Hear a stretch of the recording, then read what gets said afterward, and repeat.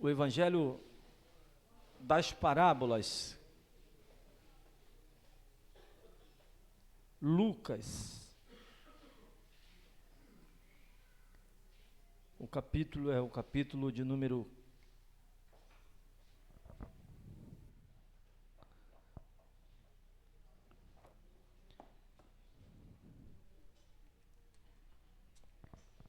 15, versículo 11. Essa parábola, ela fala, ou ela retrata a história de um filho. Eu não sei se você conhece essa parábola, mas eu achei por bem usar esse texto nessa noite, e creio que, guiado pelo Espírito Santo, debaixo de oração e orientação, de fato eu iria falar hoje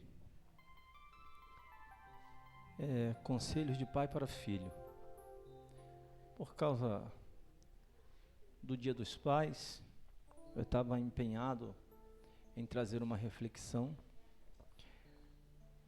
Eu ia usar por base o Salomão,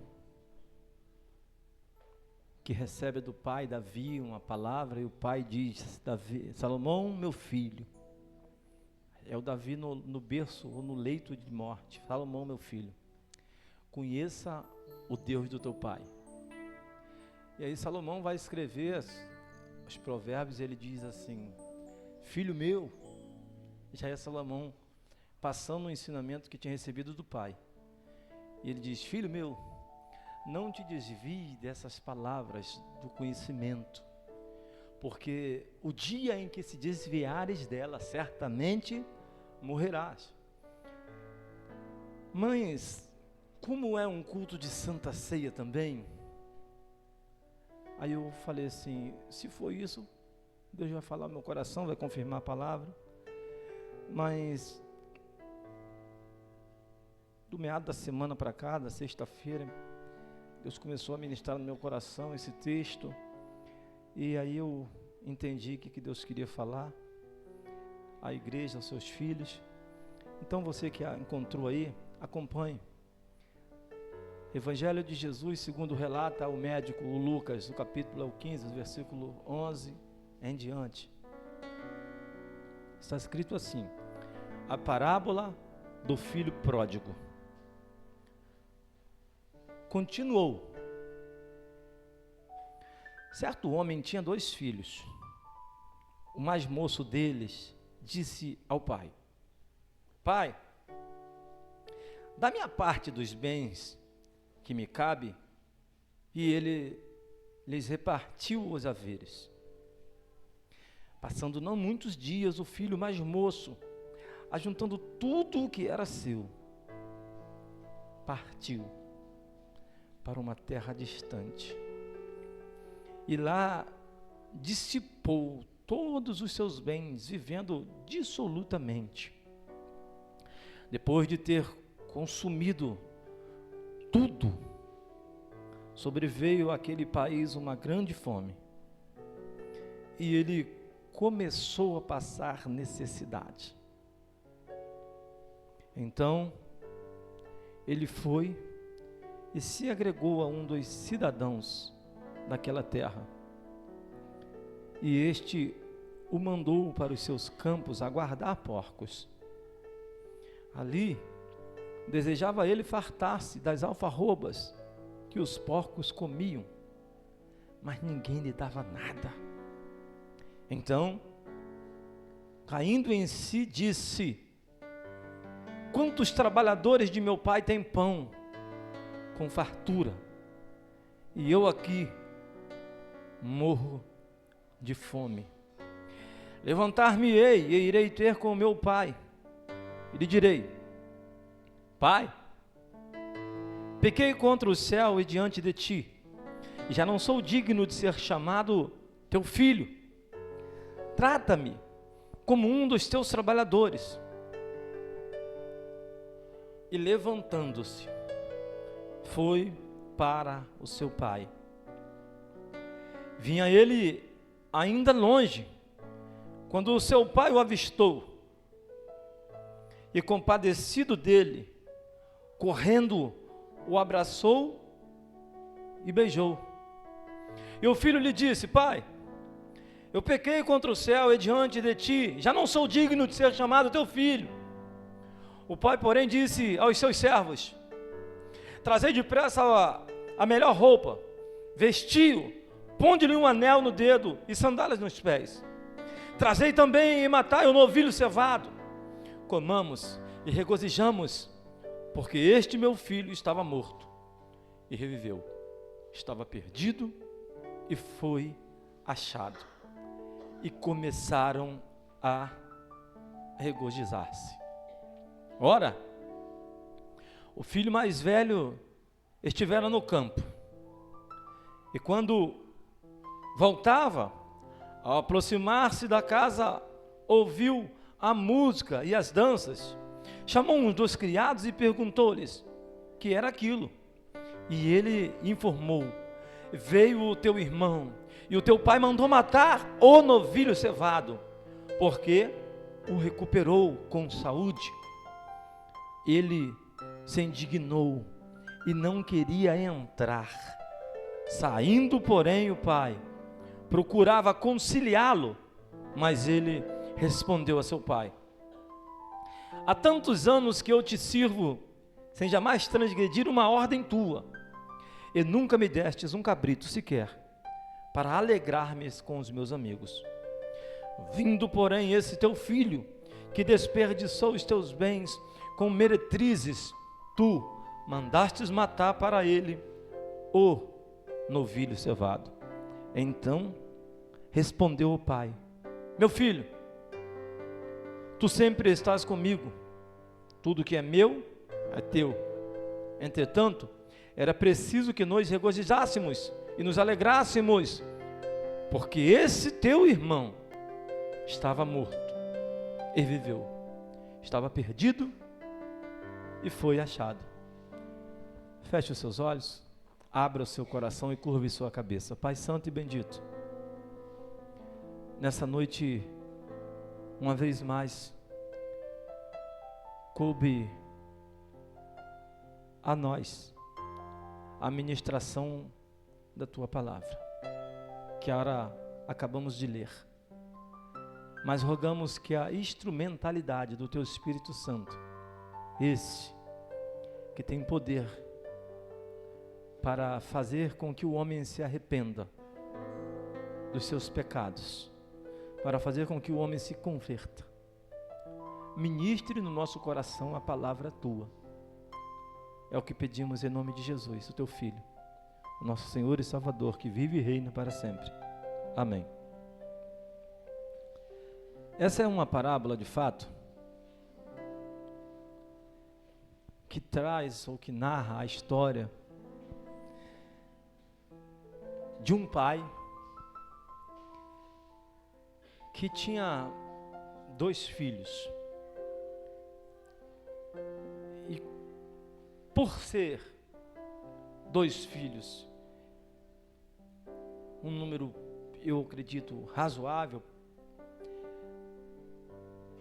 não era difícil com que a educação passada de um para o outro fosse a mesma.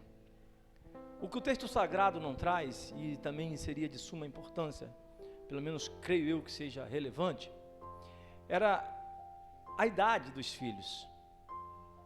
Porque um mesmo pai e uma mesma mãe pode dar educação diferente aos filhos, dependendo da idade.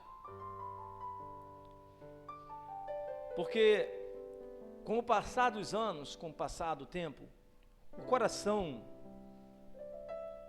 dos pais, ele vai ganhando experiência, maturidade, a tal ponto com que os ensinamentos que nós estamos dando hoje para os nossos filhos, se fosse no passado, seria diferente, ou se fosse no futuro, seria mais diferente ainda. Quer ver uma coisa? Você tiver 2 filhos, e você procurar agora fazer uma anamnésia e entender, procurar, buscar qual o ensinamento ou quais os conselhos que você dá para o seu filho hoje e que você não deu para o outro que é mais velho há 15 anos, por exemplo. Não que os ensinamentos ou que os conhecimentos passados para os seus filhos há 15 anos atrás fossem irrelevantes para o filho de hoje. O problema é que, conforme o tempo vai passando, a nossa mente vai amadurecendo, os nossos filhos também vão crescendo. E é fato que brincadeiras que existiam no passado não existem mais hoje. Quer ver só uma coisa? Aqui não, mas em alguns lugares, os pais se reuniam com os filhos, próximo de uma fogueira. E nessa fogueira lançava milho, batata doce. Nessa fogueira lançava um pedacinho de linguiça, um pedacinho de chouriço. E ali eram contadas histórias de pai para filho. De maneira que eu conto uma história hoje, que eu tenho certeza que é mentira, que o meu pai contava. Mas quando meu pai morreu, eu tinha 12 anos. Meu pai dizia que a mãe dele, ou melhor, a avó dele era índia. E tinha sido pega no laço, no sertão da Paraíba. Que os homens brancos vieram, laçaram a avó dele, levaram a avó dele para a cidade. E a avó dele na cidade prosperou, casou, deu filhos. E ele era um dos netos. Mas quando ele contava isso para mim, eu achava que isso era verdade. E isso acontecia sempre em volta de uma fogueira. Isso acontecia sempre em volta de uma mesa. Isso era o momento onde nós, a família, estávamos ali reunidos e unidos e queríamos ouvir as histórias que os nossos pais, os nossos tios, os anciões da família contavam. Hoje a coisa mudou. Hoje, os nossos velhos não têm mais voz. Não tem mais vez, Fabrício. Hoje, com o mundo globalizado, com a tecnologia evoluída, os velhos não conseguem nem falar dentro de casa. Quanto mais acompanhar em linha de raciocínio e de ensinamentos que estão sendo passados hoje nas escolas, nas universidades. Porém, todos os ensinamentos que os nossos pais nos deram foram válidos e continuarão sendo válidos até a volta de Cristo, porque foram passados para nós valores, e valores não se negocia, valores não tem preço. Pois bem, por isso que eu digo que era de suma importância que esse texto trouxesse qual era a diferença de idade, para que nós pudéssemos entender o que leva esse filho mais novo a chamar o pai e dizer: meu pai, reparte aí os meus haveres, o que eu tenho direito, e eu vou embora. Eu quero viver a minha vida. Ele não diz que ele vai embora, mas o pai sabia que ele ia. Por que, pastor, que o senhor sabe disso? Porque ninguém pede herança a um pai vivo. A herança é repartida entre os irmãos, entre os filhos, depois que os pais morrem. Logo esse menino está pedindo o que queria, que teria direito a algo que não tinha ainda, porque o pai estava vivo. Estudiosos, biblicistas vão dizer de que ele está pedindo, que ele está reavendo um direito que era da sua mãe, que por não aparecer no texto estava morta. Mães, administrar esses recursos estava sob o poder e o domínio do pai. Mas o pai dá ao filho aquilo que o filho pede. Posso falar? Então eu vou falar. A gente pensa que está fazendo bem para o nosso filho, dando para ele aquilo que ele pede. E a gente faz isso querendo agradar, querendo o melhor para ele. Eu sou de um tempo, eu falo isso aqui, e tem pessoas que depois vêm me falar comigo assim: eu me identifiquei, pastor. Eu sou desse tempo, eu conheço essa época. Eu sou de um tempo em que andava-se a pé alguns quilômetros para ir num casamento. Chegava no casamento, tinha um camarada tocando um triângulo, outro tocando uma sanfone, outro tocando uma zabumba. E nesse casamento reunia as famílias, os vizinhos, e eram nas casas. Quando era uma família próspera, matava um leitão, O leitão estava cortado e mergulhado numas latas de óleo. De maneira, estou falando que Deus está falando, de maneira que as pessoas tiravam aquele pedaço assim, embebedado na gordura, e cortavam as lascas, e botavam, a gente comia. Não tinha Coca-Cola, não tinha refrigerante. Fazia um suco, um refresco. E era o que tinha, mas a gente era feliz. Eu estou falando isso porque a gente passava, pelo menos eu e meu irmão, que era um ano mais velho que eu. Na realidade ele não era um ano mais velho que eu, ele era menos, ele era 11 meses. E aí a gente pedia sempre alguma coisa do nosso pai, mas o nosso pai não dava. Não é porque ele era ruim, é porque a condição não permitia. Mas aí ele guardava um recurso para juntar tudo, e a família era muitos irmãos. Então numa casa com 9 crianças, dificilmente um pai teria condição de comprar um presente para todos no mês que aqueles filhos pediam. E então fazia um pacotão no final de ano. E no final de ano ele comprava um tecido, e minha mãe era costureira, minha mãe cortava os vestidos das meninas e fazia. Só mudava a cor do pano, o tom do pano, o modelo era o mesmo. Praticamente um saco com um buraco para botar a cabeça, passar os braços, ficar aquele negócio, o famoso tubinho. Tá? Para vocês que é menina, tubinho. E era uma felicidade. E aí a gente, como era maiorzinho, já estudávamos, a gente ganhava um tênis, que era o top dos tops, o tal do quichute. Pegaram, né? Irmão, aquilo era para você ir para missa, para ir para a delegacia, para visitar preso, era para ir para casamento, era para ir para a escola, era para tudo. E eu não sei o que eles usavam, Júlio, naquilo, que durava até 3 anos. E eu tinha outro irmão, eu tinha um bocado, mas eu tinha outro que era mais novo que eu, de maneira que dificilmente meu pai comprava para ele novo. Ele herdava de mim e do outro irmão meu. Tinha uns que já não era mais preto, já estava cinza, mas era quichute, quadrava, a gente jogava bola, a gente ia para a igreja, a gente fazia de tudo aquele tênis. Mas sabe o que acontece? Nós valorizávamos o presente que ele nos dava, e era uma única vez por ano. Portanto, às vezes, querendo agradar os nossos filhos, nós estamos jogando ele para longe de nós. Deixa eu dar um conselho para você que é pai, e para você que é mãe, como pastor seu. Não como pastor da igreja, eu não posso dizer que sou pastor seu, que eu sou pastor da igreja. Muito cuidado com o que os seus filhos estão pedindo, porque às vezes está fazendo um esforço danado, tremendo para dar a ele. Isso pode afastar ele da comunhão, da mesa, da comunhão, do convívio com a família. Pode estar levando ele para longe de você, em vez de estar atraindo. Falo isso com tristeza, porque a gente ama, e a gente quer, de fato, que os nossos filhos não sofram o que a gente sofreu. Mas o problema é que a gente às vezes está dando algo que vai levar ou permitir com que ele vá para andar por caminhos que nós não queríamos e que não desejávamos que eles andassem. Portanto, um presente de um pai para o filho é aquilo que o aproxima sempre dele e não que o afasta. E quão difícil é quando a gente dá um não para um filho, porque estamos vivendo um período, ou melhor, um tempo, aonde essa geração não está preparada para receber um não. E se esquece que a Bíblia ela já começa com o grande Pai eterno dando um não a Adão. Adão, não comerás. Adão não fez biquinho. Adão não foi para as redes sociais e postar lá, meu pai não me ama. Adão entendeu. O problema é quando a gente recebe um não e a gente faz igual Adão, finge que aceitou e depois a gente vai lá e faz ao contrário.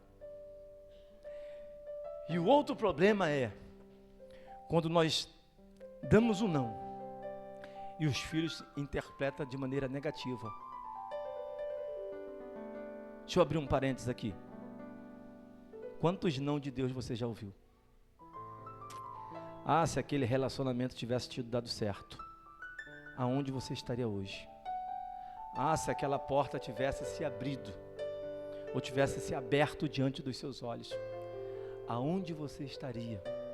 Ah, se aquele negócio que você arquitetou, planejou, projetou, pediu a Deus, tivesse dado certo, o que seria da tua vida hoje? Portanto, não é dando aquilo que os nossos filhos querem que nós vamos conseguir cativá-los e cuidá-los e trazerem para estar na presença. Às vezes é dando não, porque muitas vezes o não tem muito mais valor e muito mais proteção do que um sim. Segunda coisa que esse filho ensina para nós, e eu queria que você guardasse no seu coração, é de que ele diz, no versículo 13, passando não muitos dias, o filho mais moço, ajuntando tudo o que era seu, partiu para uma terra distante, longínqua, para outro país. Mas essa expressão mexeu comigo, porque esse filho juntou tudo o que era dele, e entre tudo o que era dele, o pai ficou de fora. Já pensou isso? Ele juntou tudo que era dele, mas o pai, ele não tinha como sendo o seu pai. Se eu tivesse que falar alguma coisa,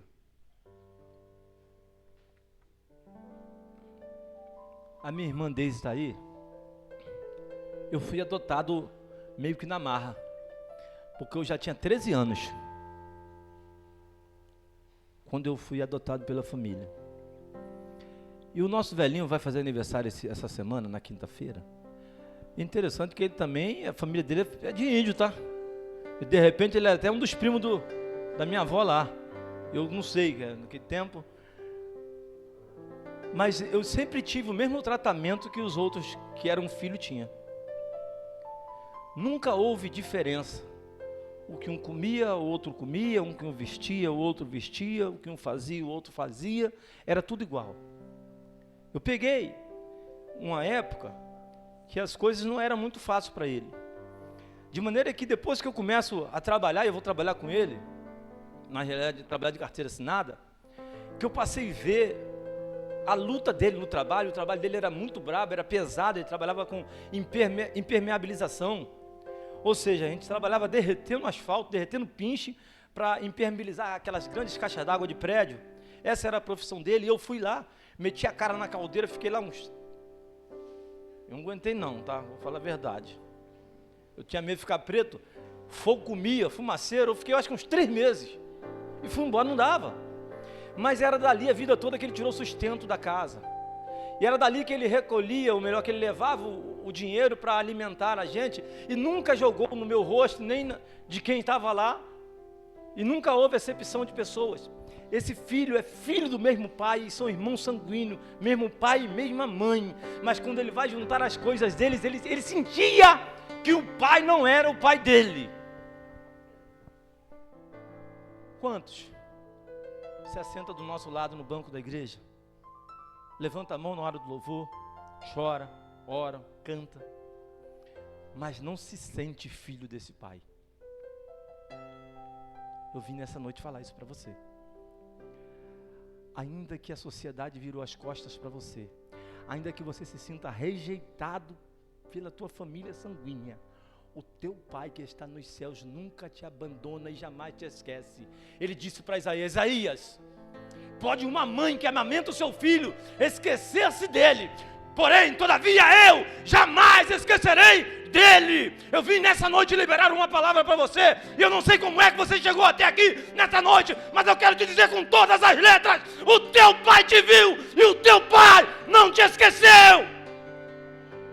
Leve o teu pai para junto de você, aonde quer que você vá, aonde quer que as plantas do teu pé pisem, leve o teu pai contigo. Não vá sozinho, não vá sozinha, o teu pai quer ir com você. Esse jovem juntou tudo, e se ele dissesse, pai, vem comigo, ele iria, mas ele quis fazer sozinho, ele quis ir sozinho, e se arrebentou. acabou com a sua vida, destruiu a sua vida, vivendo uma vida dissoluta, gastando todos os seus recursos e todos os seus bens. Mas ele cai em si, e isso mexe comigo, porque ele errou, Ronan. Ele foi embora, Ronan, ele gastou tudo, mas ele caiu em si, e ele disse assim: tantos trabalhadores do meu pai têm pão com fartura, e eu aqui morro de fome. Aí André, ele diz assim: eu vou me levantar, e eu vou ter com meu pai. E sabe o que acontece, Maria Conceição? Ele faz exatamente aquilo que ele planejou que iria fazer. Deixa eu te dar mais um spoiler. Tanta coisa que a gente planeja, né? Você lembra das coisas que você planejou no final do dezembro? Aquele culto de 31 de dezembro, 1º de janeiro. Já esqueceu, né? Já ficou para trás. Você já está pensando em outras coisas para o ano de 2025. Mas mais do que querer fazer algo, é você de fato se dedicar em fazer. Se colocar de pé e falar: não, eu vou. Eu tenho um amigo que é policial civil, e ele era professor, mas era sonho.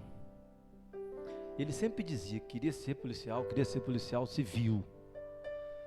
E aí já tinha feito 2, 3 concursos e não tinha passado. E aí um dia ele recebeu uma palavra: você não vai ser policial, você não vai chegar, isso não é para você. E ele falou assim: isso não vai servir para mim não, eu vou estudar mais, eu vou me dedicar mais, eu vou me preparar mais. E em 2006 ele passou para policial civil. 2021 ele terminou a sua faculdade de advocacia, hoje bacharel. Está prestando concursos para delegado da Polícia Civil em Minas Gerais e em Espírito Santo. Tudo isso porque ele decidiu e desejou e foi atrás. Então às vezes a gente deseja, a gente quer muito, mas a gente não faz nada para que a coisa ou para que a história mude, para que a coisa aconteça na nossa vida.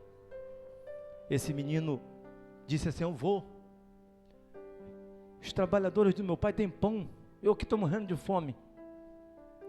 Levantou e foi. Quando ele chega perto do pai, ou melhor, quando ele está chegando perto da fazenda, o texto bíblico relata que o pai vê ele de longe. De maneira que antes dele chegar, o pai vai ao seu encontro. E aí ele coloca exatamente em prática tudo aquilo que ele tinha planejado. Ele se levantou e foi. E quando ele encontrou o pai dele abraçou, ele disse: pai, eu pequei contra ti, contra os céus, não sou mais digno de ser chamado teu filho. Essa hora, era a hora do pai falar umas verdades para o filho. Mas sabe o que o pai faz?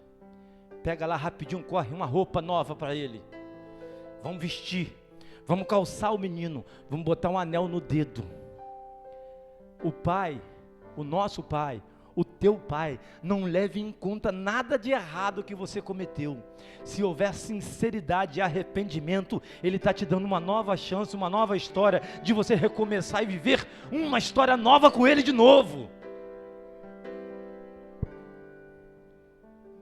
Mas o texto fala de um outro filho,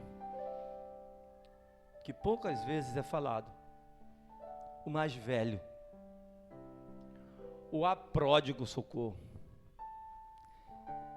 que não quis se alegrar com o filho mais novo. Eu não sei se você sabe, mas às vezes você cometeu um erro, ou nós cometemos um erro, deixa eu me incluir, e quando nós nos arrependemos, tem pessoas na igreja que não se alegram com o nosso arrependimento, que vê que você restaurou a sua vida, que você vai recomeçar de novo, que você vai tentar de novo. E tem pessoas que dizem assim: ela não poderia estar trabalhando com criança, ele não poderia estar trabalhando com casais, ela não poderia estar fazendo isso, ele não poderia trabalhar assim. porque ele errou, porque ele falhou. O cair é do homem, mas o levantar é de Deus. E se Deus te levantar, você nunca mais cai. Se Deus te levantar, você nunca mais vai ser derrubado por ninguém.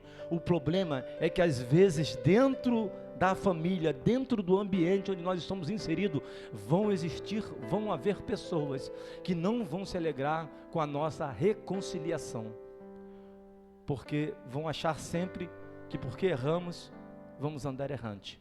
Mas o filho, a pródigo, está dando para nós aqui uma lição, que ele não se alegra porque o irmão voltou. E o interessante é que ele traz um relato. Ele diz assim, ó, esse teu filho, exatamente como o menino tinha se entendido, ele era sozinho. Ele diz, esse teu filho gastou tudo com meretrizes. Agora, quem falou para ele? Quem trouxe essa informação para esse filho?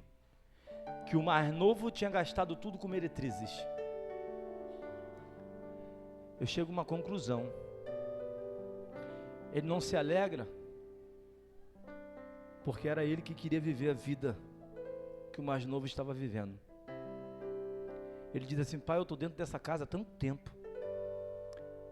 aspas, te servindo, pregando, cantando, abrindo igreja, fechando igreja, visitando, fazendo cultos nos lares, participando na programação da igreja, e tu nunca me deste um cabrito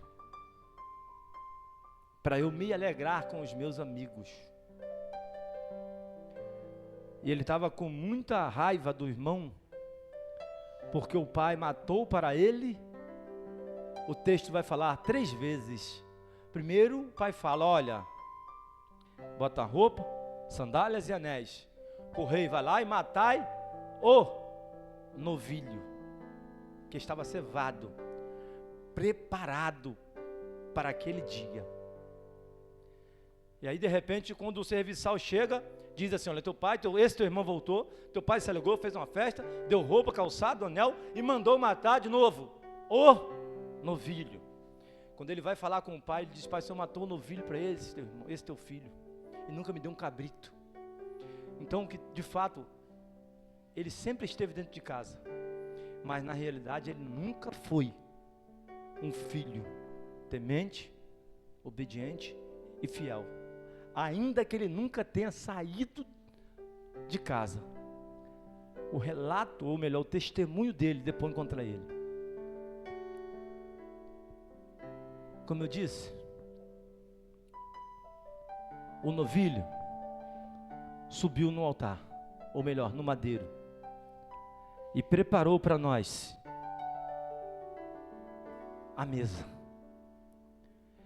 E o que o filho mais novo sentiu falta? Ele disse assim, os trabalhadores do meu pai têm... Pegou, né? Então, eu vim aqui nessa noite falar isso para você. Eu dei esse rodeio todo para dizer isso para você. O pão vivo que desceu do céu está aqui. E se você desejar e quiser comer do pão, coma do pão e beba do vinho.